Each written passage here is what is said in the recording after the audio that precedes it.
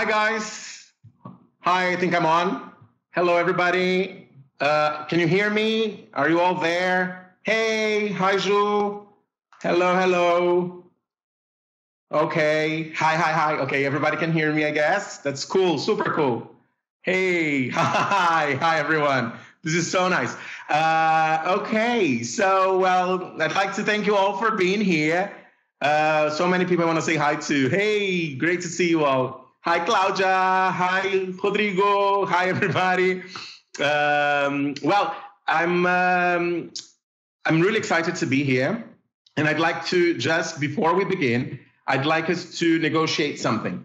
If for whatever reason my connection freezes, or if you cannot hear me very well, can you please let me know and type something so that I can go back and fix it?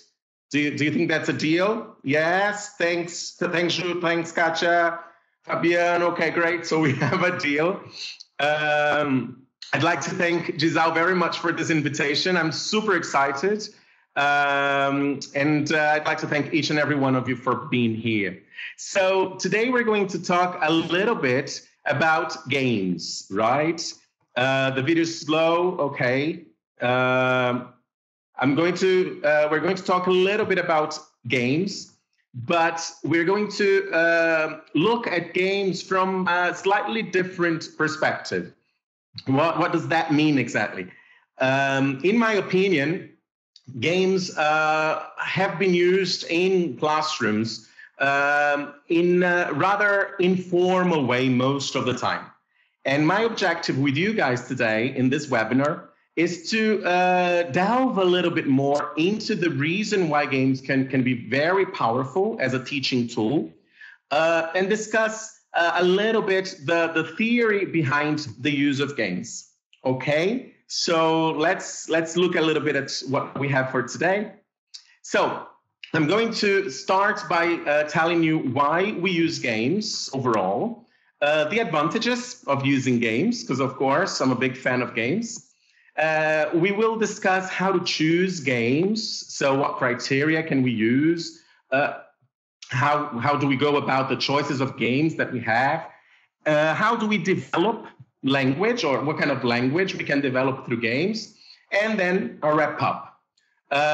So I'm going to have a moment for questions and answers. So if you can hold your questions, maybe make a note of your questions, and then ask me towards the end of the webinar. I'll try to leave about 5 to 10 minutes for us to talk. If there is a burning issue, if there is something that you really want to ask, just feel free and go for it. Hi, Fernanda from Belo Horizonte. Cool. Okay, guys. So let's start our conversation by looking at why we would use games, right? Well, first of all, games can be used to break the monotony. This is, I think, quite obvious. It's probably one of the biggest reasons why we want to use games in our lessons. We have to remember that students, they have been studying, and they study a lot of hours. And sometimes they see the same kind of routine, the same kind of pattern being used lesson after lesson. If you think about a student who's 14, 15, how many years have they been in the classroom doing the same thing? However, games are not always present in everyone's classroom. So using a game can really bring that surprise element that can engage students a little bit more, that can increase their attention, their involvement. So it's a simple strategy to get students to participate a little bit more and break the monotony. Games also lower the affective filter. What does that mean exactly? Well, we all know that language learners are usually a little bit more apprehensive, a little bit more anxious in the classroom than the usual student. So there is a lot going on. They become self-conscious because they are worried about what they're going to say. They don't want to make a fool of themselves. So sometimes they freeze, they block, because they are afraid that their friends or their teacher will think that they don't know that much. There's a lot of exposure in learning a language.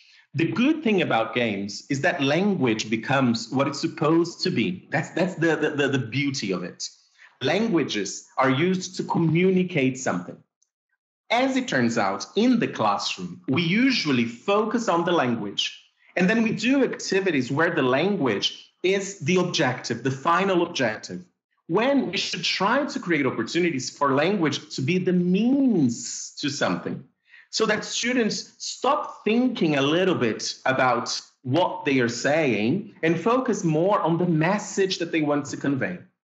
Games have this power because they are so engaging that students oftentimes they forget a little bit about the language that they have to use, and they use it so naturally that their affective filter can be lowered, their excitement can be higher, and they start using the language for what it's supposed to be, a means of communication. I see two people talking about connection problems. Is everybody else okay? Is it a problem with my connection, or are you all okay? Just give me an okay there if you are okay. Fine, okay here. Okay, great. So going on. But the thing about games, guys, is that it's usually used as a time filler. That's the challenge that we face. Sometimes games, they are the ace that you have up your sleeve. So when you have 10 minutes left, or when you want a different warm-up, they are not necessarily core in our teaching. And this is the kind of paradigm that I want us to shift.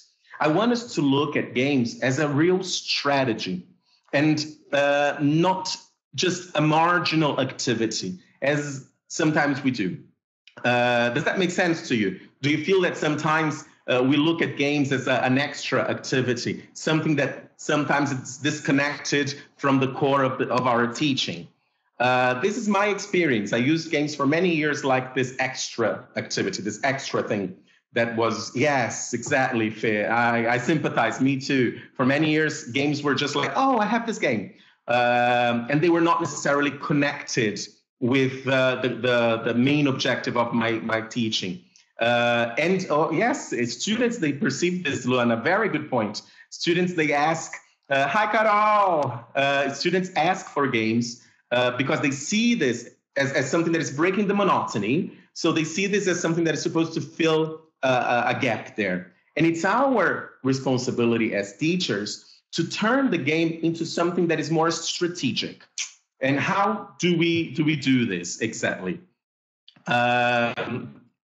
Well, first of all, we can use games to review and expand language. It's a great way to do it in a student-centered way. So when you have finished a block of lessons, a unit of work, I'm not just getting students so interested as they're supposed to be. Gisele, that's a very good point. Sometimes we bring a game that is not very successful. That's a very good point, and we're going to talk about it. So when you have an amount of language that you have covered, a good way to revisit this language is through a game. It will allow you to expand the language a little bit more and revisit the language that you have already presented and students have already studied. The good thing about using a game to revisit language is that it's a very student-centered activity. My advice, however, when you do this, and here I'm going to tackle a little bit what Gisele pointed out, when students don't become very interested, is try not to announce it as a game. Let me see if I can explain myself. If you come with an expectation that we're going to play a game to students, they usually expect games that they recognize. And it's very difficult to compete, to beat video games, internet games, or board games that have been designed by a number of people in a complex way. My suggestion, I think that maybe one of the secrets is that you can use the games without announcing that it is a game. In other words, you can get the concept of a game, use it in the lesson so that students feel that they are playing a game, without trying to do a marketing campaign on the games. Does that make sense? So if you're going to have a revision in the shape of a game, my suggestion is that you start it as an activity that ends up being really interesting and a lot of fun, instead of starting by telling students, today we're going to play a game. This is usually where we are unable to live up to their expectations, because sometimes we find games that they really enjoy, but oftentimes we come up with games that are not as exciting as the games they already play. So my suggestion is, if you're going to revisit language or expand language with games, don't say that it is a game and make a big deal out of it. Just start it as an activity, and then students are going to turn to you and say, this was a fun game, but it's because their expectation was not necessarily that high. So this is a simple suggestion. Games can also create context for meaningful and useful language. What does that mean? It means that, as I said before, when students are playing a game, the language becomes the means in which they communicate. So you can create a game or bring game-like elements, which is my point. I think that better than playing a game, it is to use game-like elements to contextualize the situation. And a game-like element is something that we're going to see very, very soon. So you can start the lesson with a warm-up, but the warm-up can be connected to the context of your lesson. So if you're going to play, for example, if you're going to have a lesson, for example, on ordering food at a restaurant, you can start the lesson by playing a game as simple as hangman, for example, with language that will be used in the language presentation.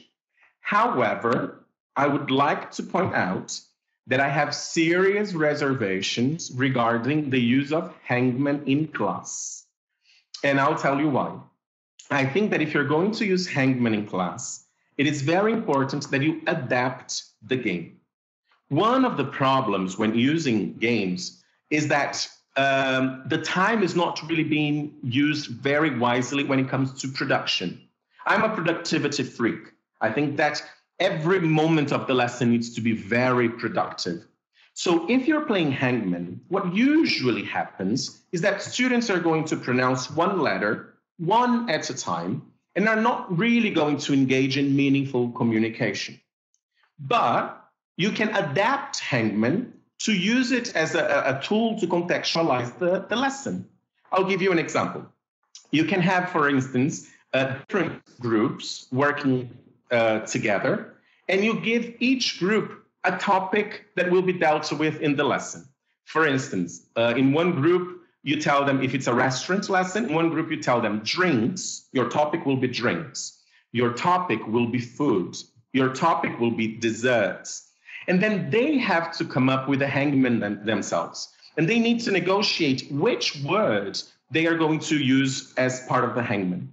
Then you can group students together. Each student will have a different word for the hangman. And in groups of 3, for example, or in pairs, everyone plays hangman simultaneously.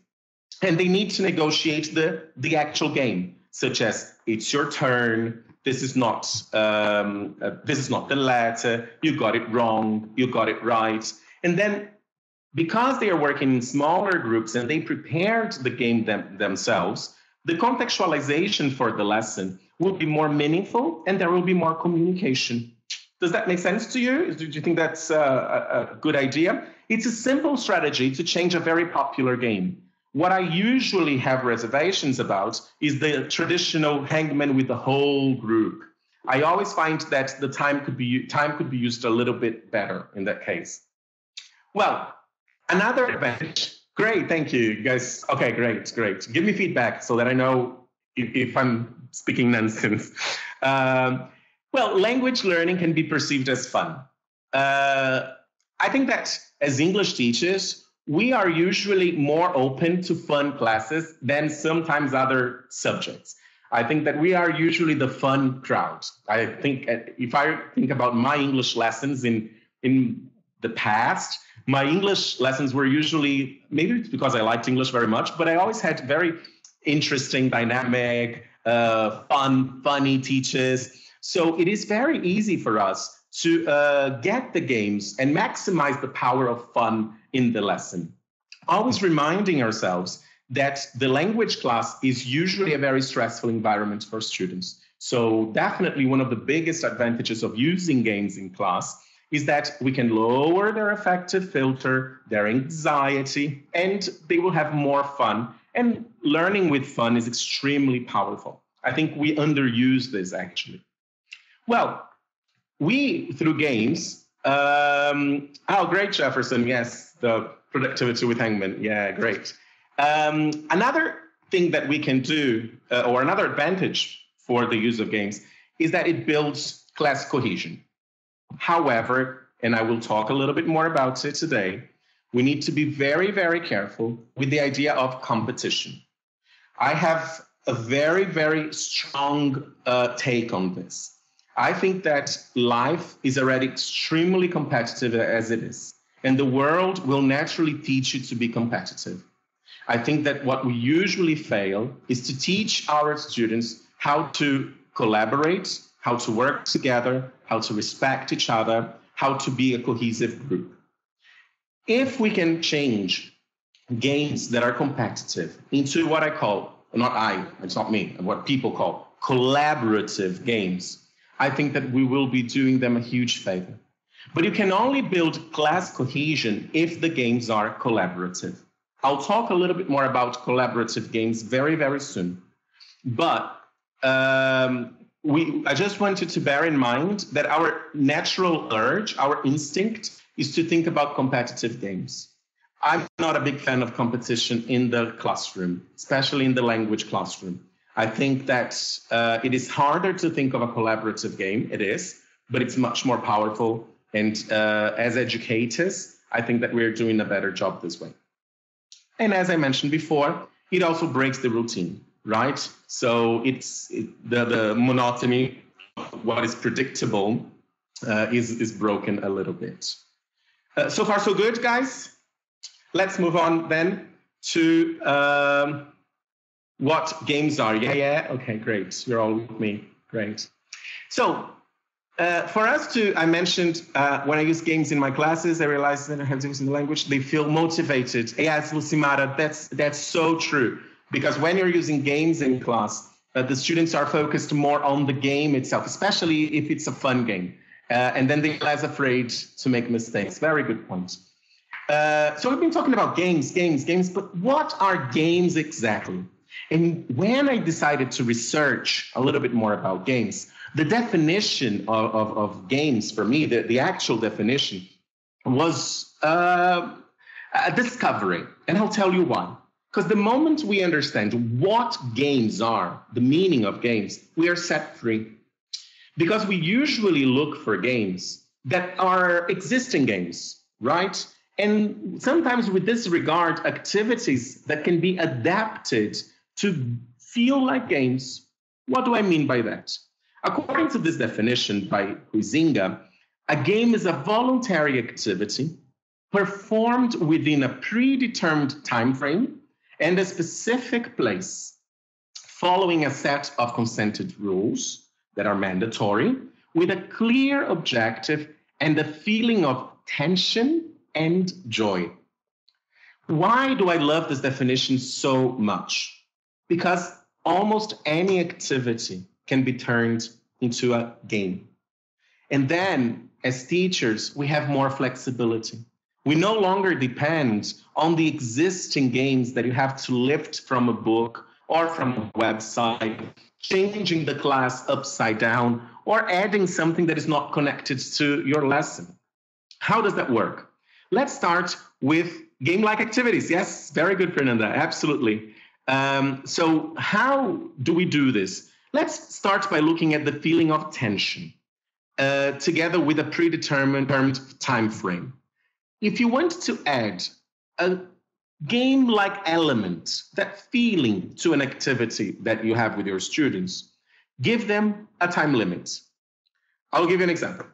You can test this with your yes, the competition spirit, absolutely. But the fun thing is when you can give students that feeling of competing, of a competition, not against each other. So I'll give you an example. How do you add tension, that is a game-like element, with a time frame without getting students to compete? Well, you have one alternative that is not a good one, I'll already tell you. You can give students a task and say, the first one to finish will win.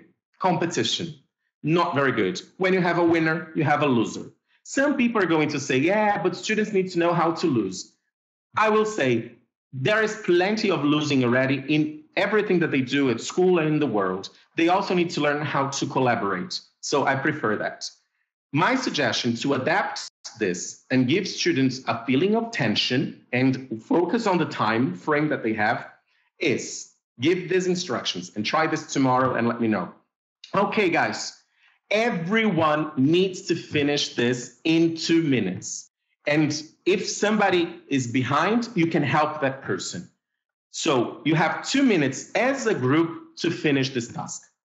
And emphasize that they can actually help each other for the group to succeed as a whole.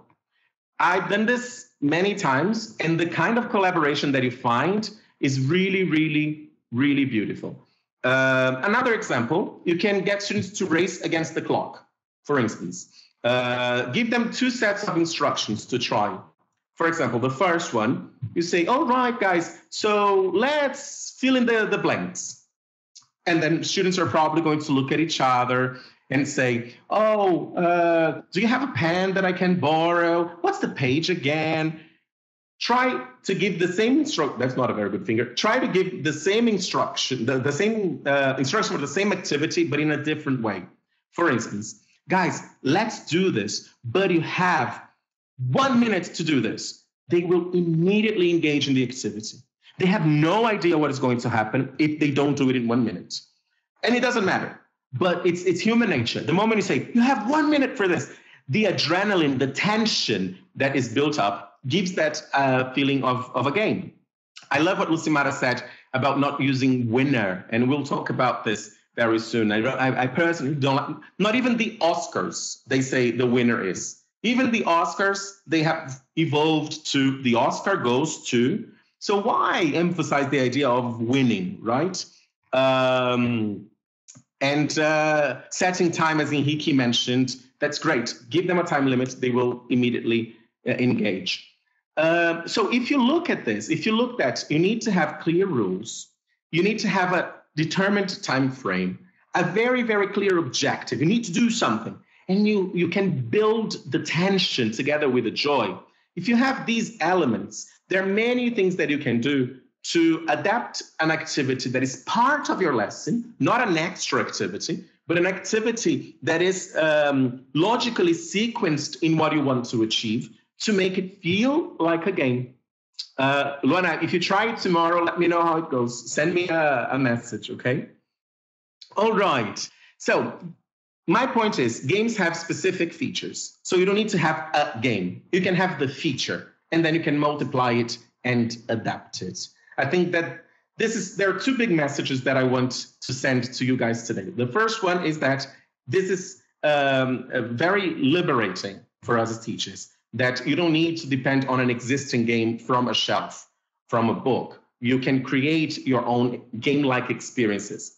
And the second one is that collaborative games are extremely, extremely powerful. So when we design a game, we can look at the game and the gain that the game is going to provide from a very linguistic perspective, for instance. So what are these perspectives? We have 4 skills and 4 systems in the English language.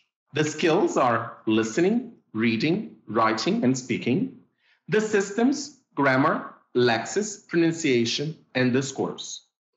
My suggestion when you are choosing your game is to always write down in your lesson plan or in your notes what skill and what system that game is helping you develop with your students. Why is that?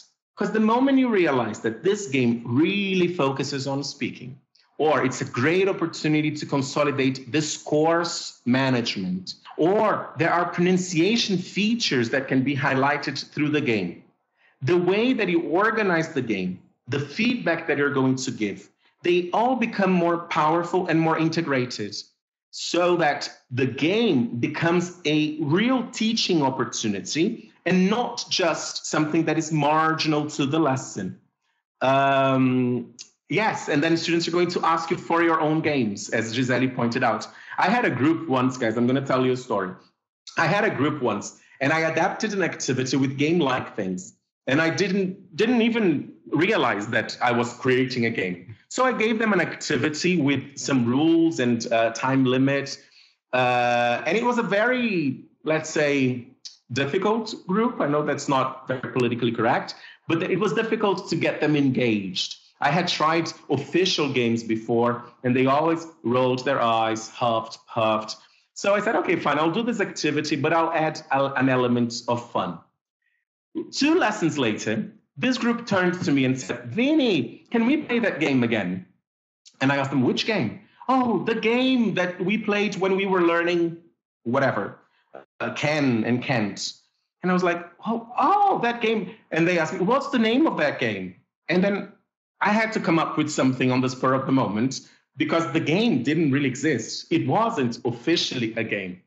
But it was more important to create the impact in my learners, the engagement, the excitement, the desire to come back to class again, than to find a game that had a name and a set of rules and everything that we usually relate to official games.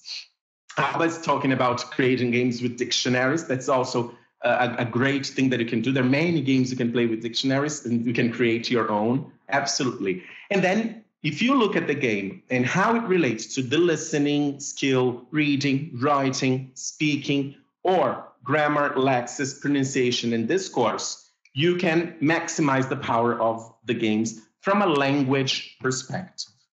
So, what do we take into account when we choose games, right? The first thing that you need to take into account is the age group that you have. I have used games with adults that were very successful. I have been less successful sometimes with teenagers. So what kind of students do you have? What is their profile, their age group? How do they behave in class? What kind of people are they?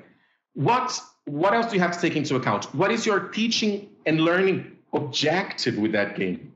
What are your aims? What are you aiming at? Is there any language gain in that game? What are you developing, right? Rodrigo is suggesting that you share games. I think that's a great idea.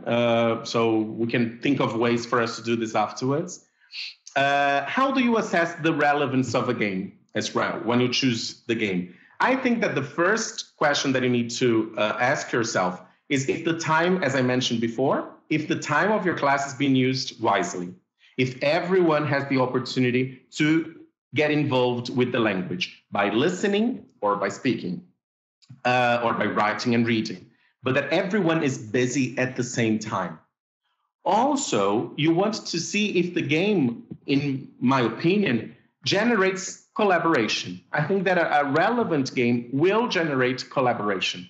It will help, bye-bye, Elizabeth, prepare a game-like activity. If the game will help students work well together, I think this is a relevant game as well. A game that doesn't really generate a lot of language use, that students are not producing simultaneously, a game that is just a time filler, right? That's maybe not a very relevant game. And is it just about language? Not really. And this is what I'm going to show you. Oh, guys, I have good news. I've just been told by Disal that at the end of the webinar, we're going to raffle a copy of my book, Getting into Teacher Education, a handbook. So if you will stay on, you're going to participate in the raffle, okay? Thanks, Giselle. Thanks for that. So yeah, I'm excited too. Yay! Okay. Is it just about language, guys, that we use games for? Absolutely not. Sometimes developing a game and presenting a game that is too language-oriented might spoil the fun. So it's important to strike a balance. Games, they need to bring some kind of language gain, some kind of language development, but they can also be used aiming at other things.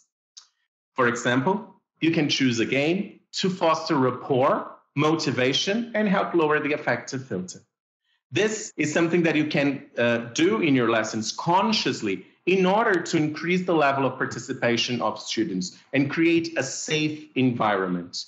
But if you're using a game that doesn't expose students to any kind of interaction or communication, maybe you want to adapt it, because you can definitely foster rapport, foster motivation, lower the affective filter by using games that also have some kind of language development.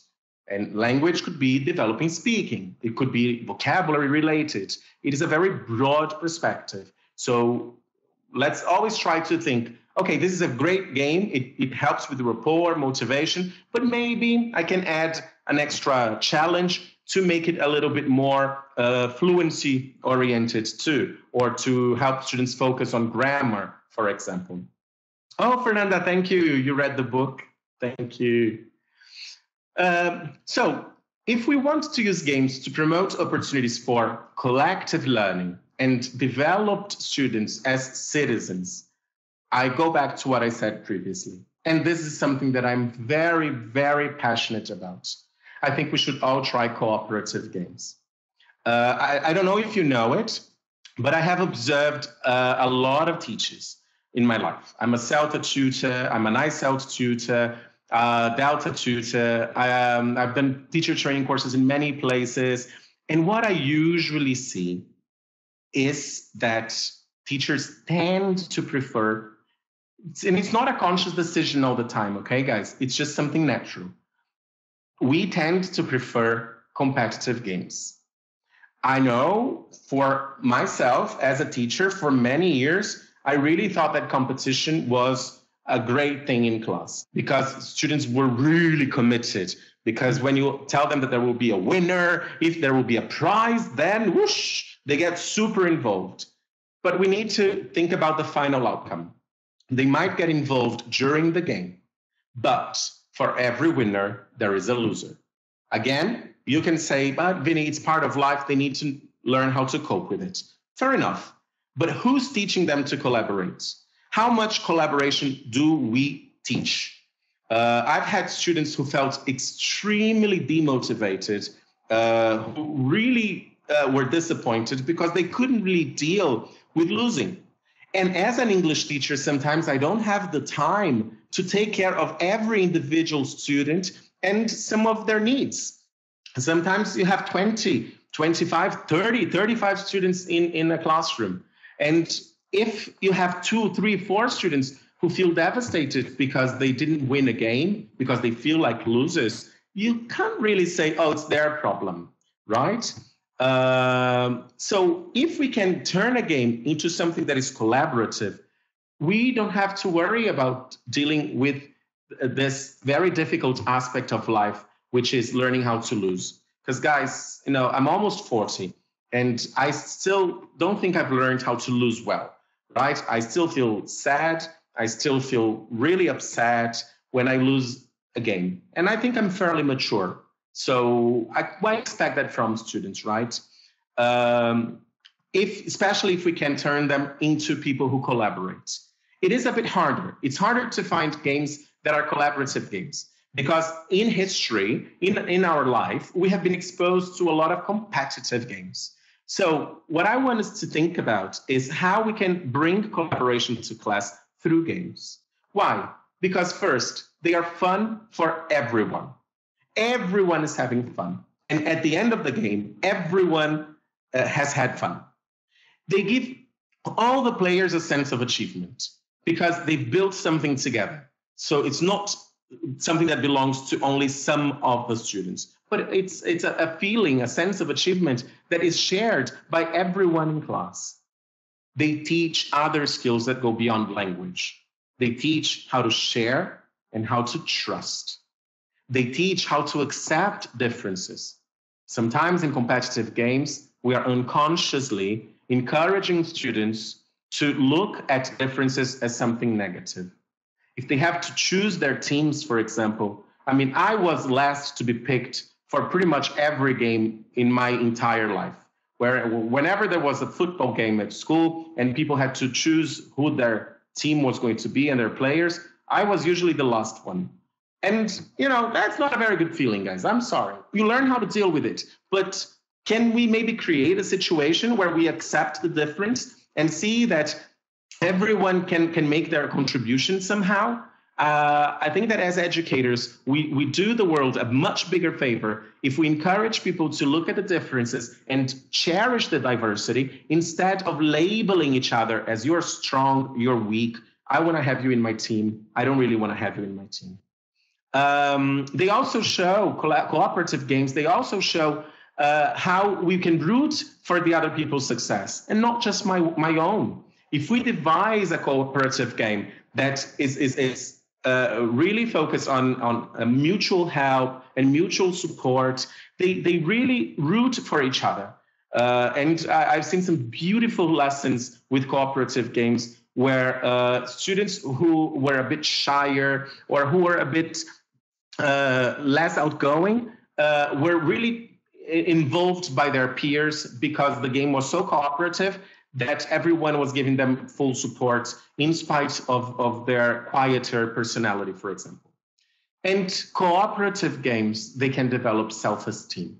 They can make you feel better about yourself. They can make you believe that you can count on others, that you can rely on other people so that everyone can win together. So as you can probably imagine by now, I'm a big fan of cooperative games. I think cooperative games can make a huge difference in people's learning. And as teachers, we have to find ways to bring more cooperative games into our lessons. Games shouldn't be seen as time fillers, and they shouldn't be seen as a simple fun activity. They have a lot of power, guys. They should be prepared and presented in a very responsible manner so that we can explore all they have to offer, from the development of 21st century skills to the development of emotional bounds, to the development of diversity and language gain. So Carol was talking about her experience with cross-cultural students, and I think that when you have different cultures, cooperative games become even more important. Thank you very much, Carol, for mentioning this. Sometimes we think so much about our monolingual context. That's great. And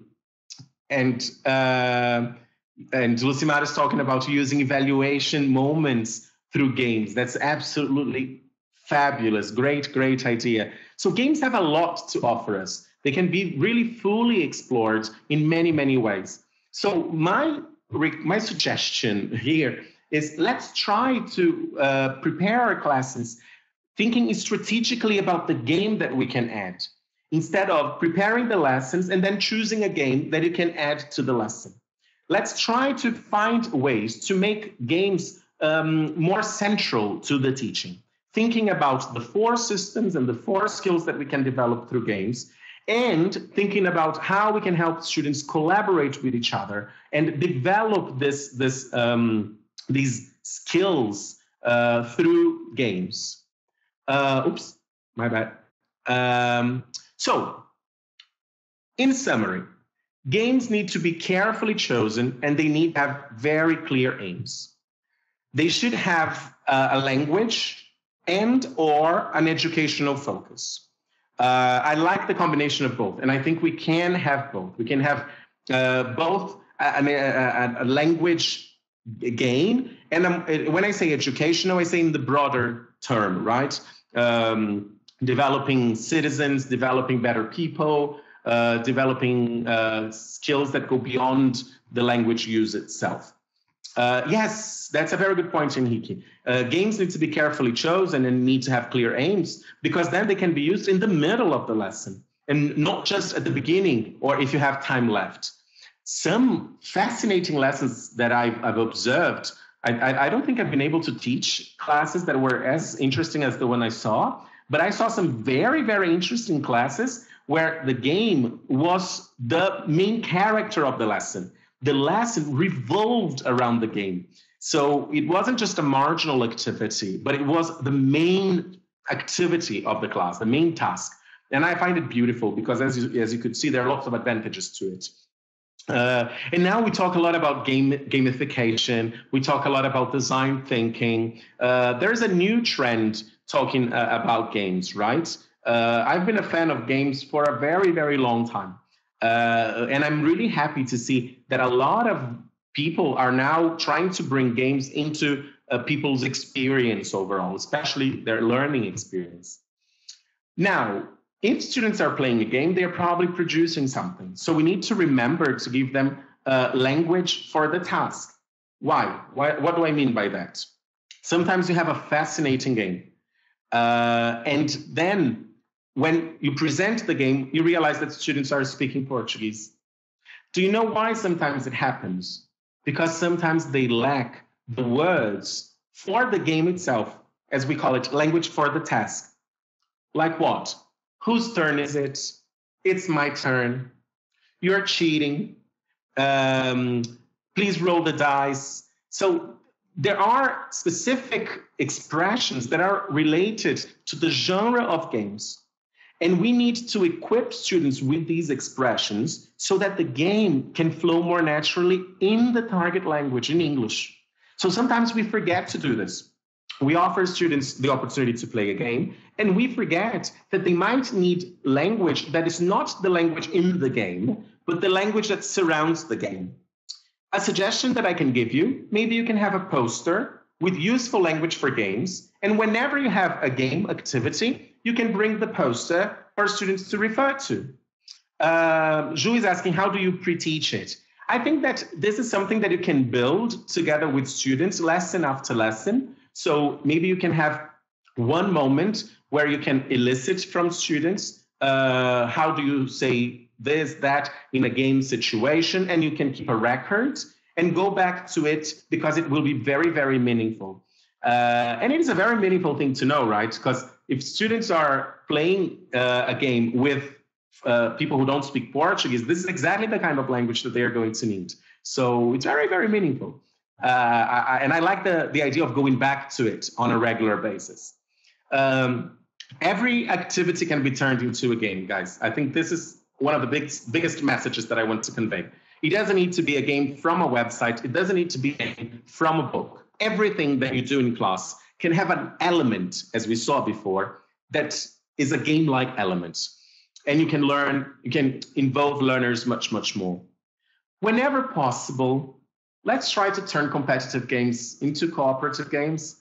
Let's try to help our students understand a little bit more about cooperation, about peer help, about support, and not about winning and losing. This is a very easy, let's say, way to feel that students are motivated, but I don't think it pays off in the long run. I really, really think that the price we pay as educators, as society, is a high price, right? So the most important point to remember, which is my point, is that I think games can offer much more than we can see. I think that there is a lot in games that we often ignore because we've probably played a lot of games in our lives without necessarily a strategic purpose. So we got used to having games as this moment of fun, this marginal activity. Excuse me. So when we look back at our experience, we sometimes try to, we resort to that experience and we try to do the same. What I'm inviting you is to think about it from a different perspective and turn games into something that is more strategic. Cooperative games, Luana is asking for great question, a cooperative game. Are you familiar with board races? I'll give you an example of a board race, Luana. I like very much to do this with students because they think it's a competition, but it's not. I'll try to explain it to you guys. So I usually like to draw, so I'm usually visual. So bear with me as I try to use my hands to explain. You have board races, right? So you have, let's say, 3 groups. Each group has a poster where they have to run to write something. So one person from the group, let's say that running dictation, board races, you can apply the same rule to all of them. Very good points, Fernanda. So you have 3 groups, right? And they have to run to the poster to jot down, I don't know, the name, an adjective to describe people. So one person goes and they run and they write beautiful. They run back, they give it to another person who runs, and they'll write a second word. And all the 3 groups are doing it simultaneously. What we usually do, we give them a rule, like the first group to reach 10 words is the winner, or the first group to come up with the most original words, or words that are not repeated. We usually have a group that is a winner.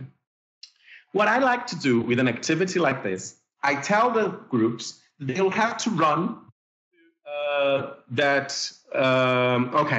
they'll have to run to the station, to the board, to complete the task.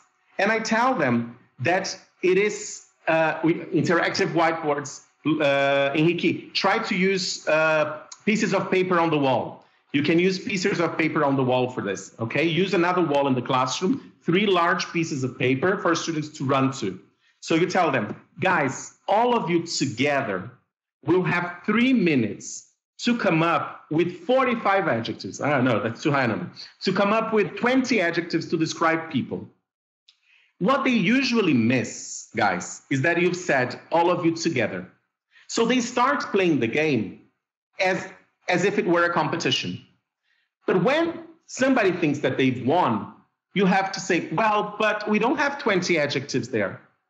And then they'll say, no, but we have it. And then that's where you come in to teach collaboration. And you say, yeah, but I said that every poster, everyone needed to have 20 adjectives. So I think that now you have to help each other. So they are racing against time together as a group to perform a task within a time limit. So there is the tension, there is a clear objective, there are the rules, but either everybody wins or everybody loses. And then, of course, I manipulate my watch a little bit to make sure that they win. Because what's the point, right? So I add a little bit of stress. I say 10 minutes left. Oh, sorry, 10 seconds left, 5 seconds left. And they start helping each other. And then when they celebrate together, all of them together. And it's great because they go from competing against each other to realizing in the middle of the activity, in the middle of the game, that it's actually collaboration that will change the whole thing. This is one example. There are many other examples, guys. So this is my message for you today. Yes, Henrique, it's important that they take turns. So the same student cannot go back, okay? So one student goes, writes the words, and then they need to pass it on to a different student. That's something that you can do to prevent any kind of student from monopolizing. I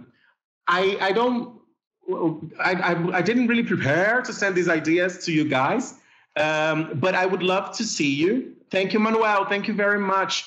I'm going to show you a link now.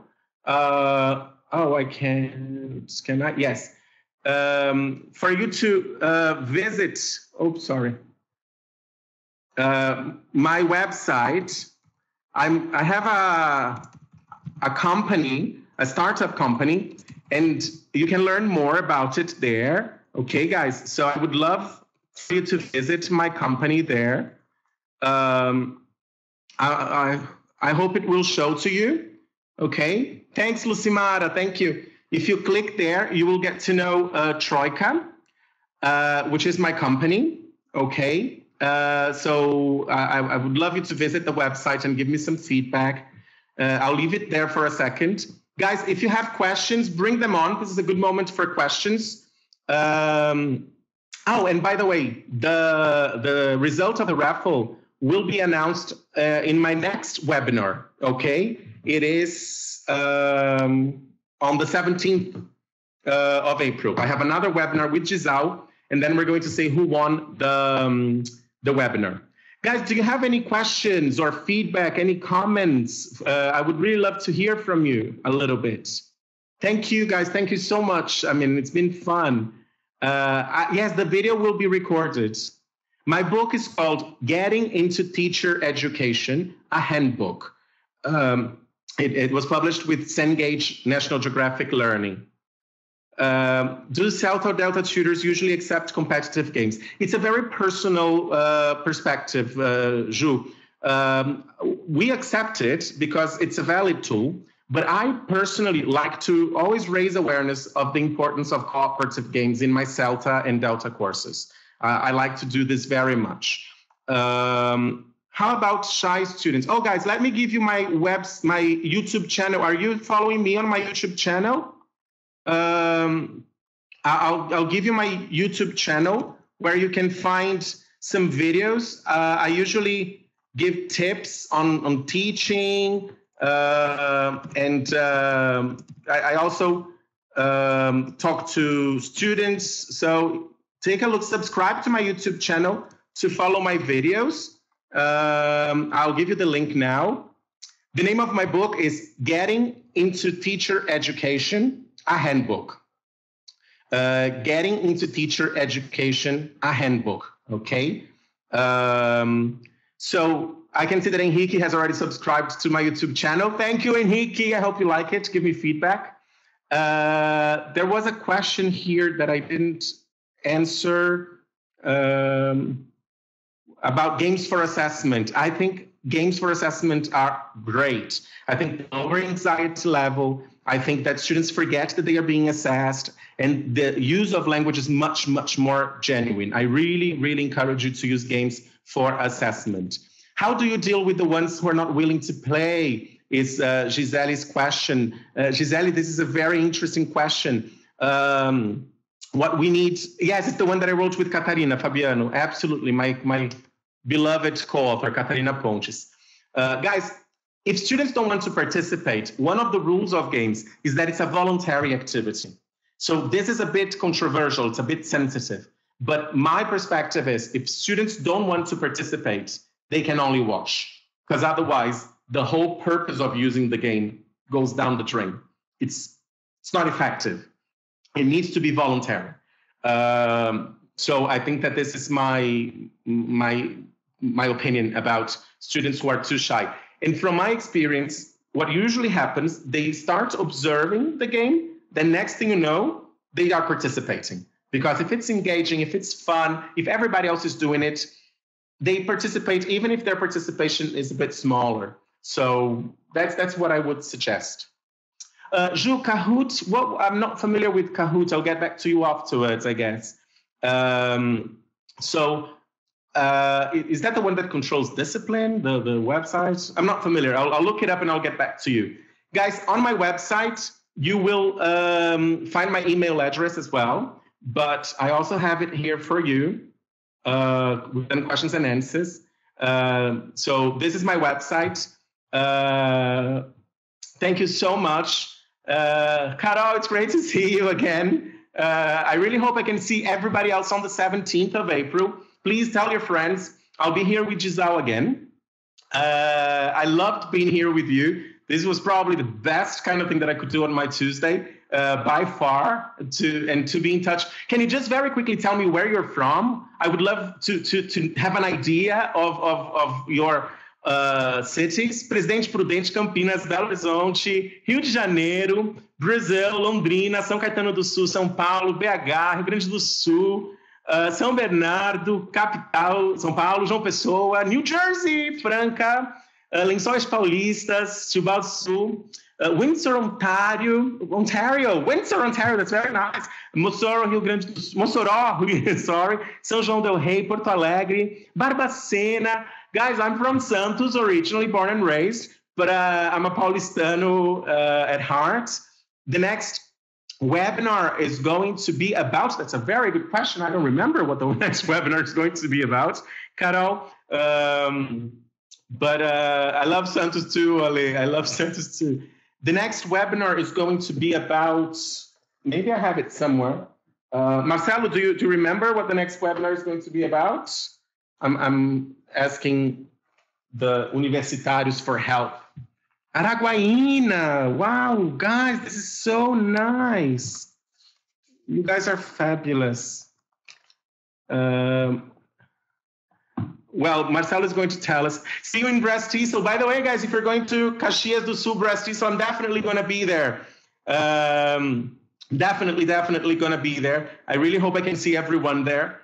I'd just like to say that, yes, we'll be talking about speaking. So we'll be talking about speaking. Is it just a skill? Is it a skill or just the utterance of words? I hope I can see you here. So we'll be talking a little bit about the skill of speaking, activities to practice speaking, and so on and so forth.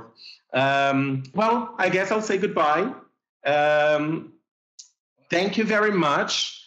And well, guys, yeah, there's a lot of willingness to share materials for. I'll make a YouTube video about it, and then you can maybe share your ideas in my comments. Is that okay? I'll make a YouTube video about games, and then in the comments you can all share ideas about games. Okay, and I can give you some ideas on my YouTube channel. Okay, if you're not following me on YouTube, follow me now, guys.